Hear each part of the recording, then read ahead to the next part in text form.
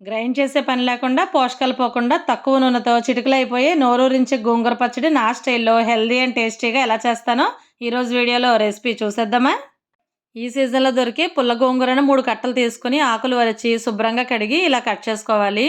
ఈ పచ్చడికి కారం కోసం 1 స్పూన్ ధనియాలు, పావు స్పూన్ మెంతులు, అర స్పూన్ నూనె వేసి సగం వేగాక 7, 8 ఎండుమిర్చి, అర స్పూన్ జీలకర్ర, పెద్ద స్పూన్ నువ్వులు వేసి అన్నీ కూడా దోరగా వేయించుకొని చల్లారిన తర్వాత గ్రైండ్ చేసుకోవాలి. తర్వాత అదే బాండీలో కట్ చేసుకున్న గోంగూరను వేసి సరిపడా సాల్టు, 1 స్పూన్ మామిడికాయ పొడి, 2 స్పూన్ల ఆయిల్ వేసి మూత పెట్టి సన్నని మంట పైన 5 నిమిషాలు మగ్గించుకోవాలి. గోంగూర ఇలా స్మూత్గా పేస్ట్లో అయ్యాక చల్లారిన దినుసుల్లో సాల్ట్ వేసి గ్రైండ్ చేసుకున్న కారాన్ని వేసి బాగా కలిపి తాలింపు గరిటెలో 1 స్పూన్ ఆయిల్, శనగపప్పు, మినపప్పు, ఆవాలు, జీలకర్ర, ఎండుమిర్చి, ఇంగువ, దంచిన వెల్లుల్లి వేసి వేయించిన తాలింపుని ఈ పచ్చడిలో కలిపేస్తే చాలు.